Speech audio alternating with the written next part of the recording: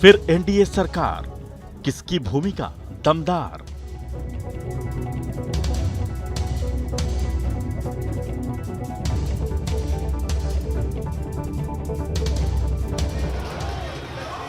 अठारहवीं लोकसभा के लिए जनता ने फैसला दे दिया है।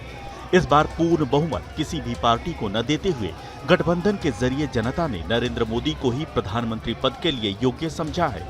हालांकि गठबंधन के घटक दलों ने भी अपने प्रत्याशियों के साथ चुनाव मैदान में मेहनत पीएम मोदी के चेहरे को आगे रखकर ही की थी,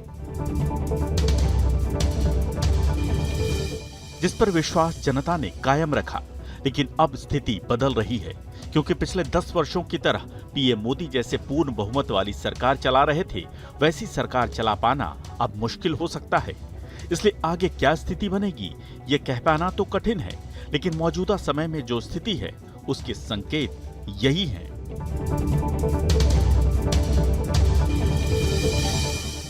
दरअसल एनडीए की नई सरकार में दो ऐसे कैरेक्टर हैं जिन पर अब सबसे ज्यादा नजर है, और यही दो नाम मिलकर एनडीए के इन फैक्टर बनकर सरकार चलाने में आगे अहम भूमिका निभाएंगे। इनमें एक हैं तेलुगु देशम पार्टी के अध्यक्ष चंद्रबाबू नायडू और दूसरे हैं जनता दल यूनाइटेड के अध्यक्ष नीतीश कुमार, जिन्होंने एनडीए में बीजेपी के बाद बेहतरीन प्रदर्शन किया है।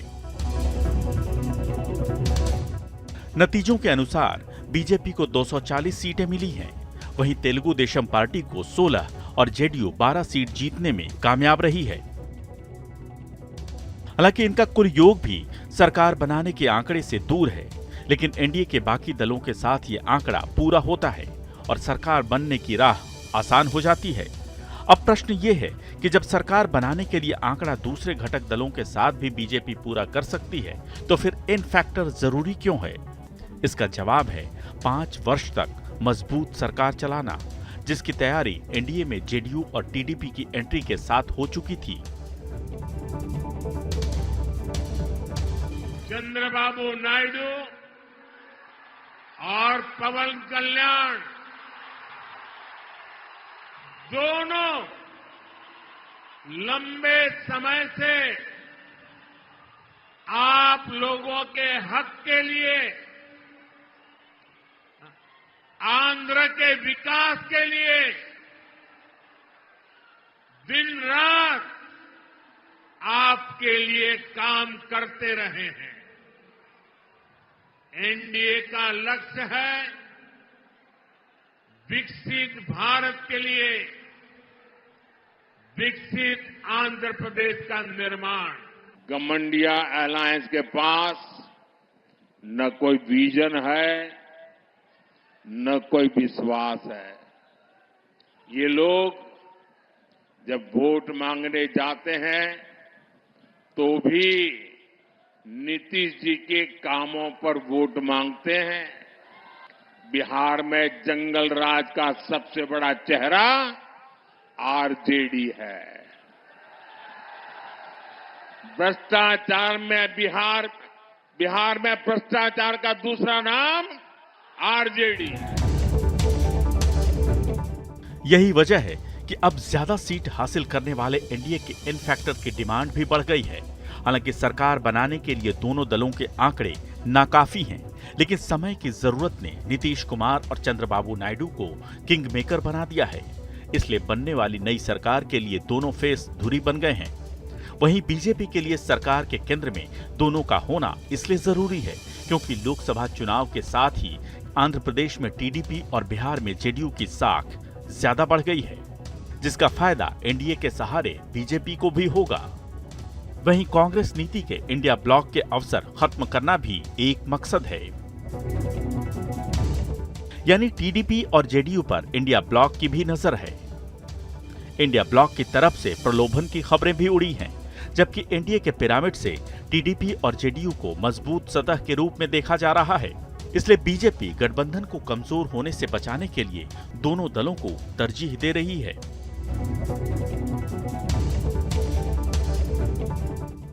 लेकिन प्रश्न ये भी है कि क्या टीडीपी और जेडीयू की दिशा सही है?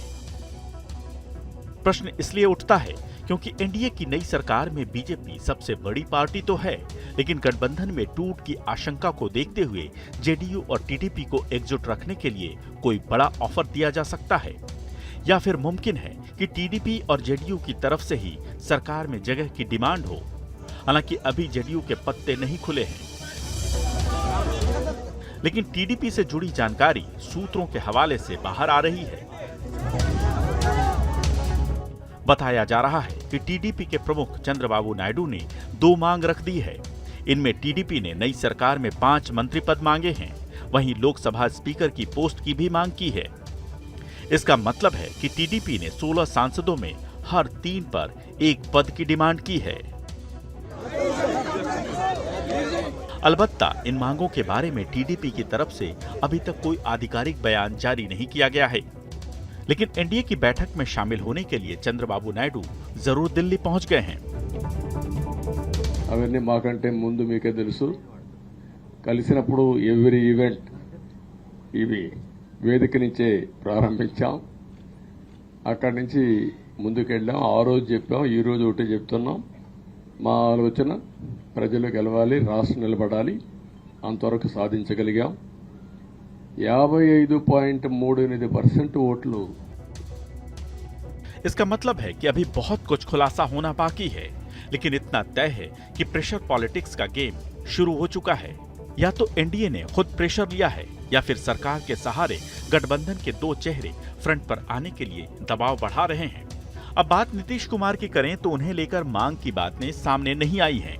अलबत्ता इंडिया गठबंधन के सहारे सरकार बनाने पर उप प्रधानमंत्री पद की खबर हवा में तैर रही थी, लेकिन जेडीयू की तरफ से साफ किया गया कि अब एनडीए की धारा ही उनकी धारा है। हम अपने पुराने स्टैंड पर कायम हैं। हम जनता दल यूनाइटेड नीतीश कुमार जी के नेतृत्व में पुनः एक बार एनडीए में अपनी आस्था का इजहार करता है और हम एनडीए में ही बने रहेंगे। लेकिन यहाँ प्रेशर पॉलिटिक्स की एक तस्वीर ने सियासी माहौल गरमा दिया। दिल्ली में एनडीए की बैठक में शामिल होने के लिए नीतीश कुमार जिस प्लेन पर सवार थे, उसी प्लेन में इंडिया ब्लॉक की बैठक में शामिल होने पहुंच रहे तेजस्वी यादव भी दिखे। अब ऑन कैमरा हालांकि कोई बात नहीं हुई, लेकिन ऑफ कैमरा क्या हुआ किसी को नहीं पता। इसलिए एक अलग तरह के प्रेशर ने एनडीए में वैक्यूम बना दिया है। जेडीयू भी सरकार में कुछ मंत्री पद की मांग रख सकती है।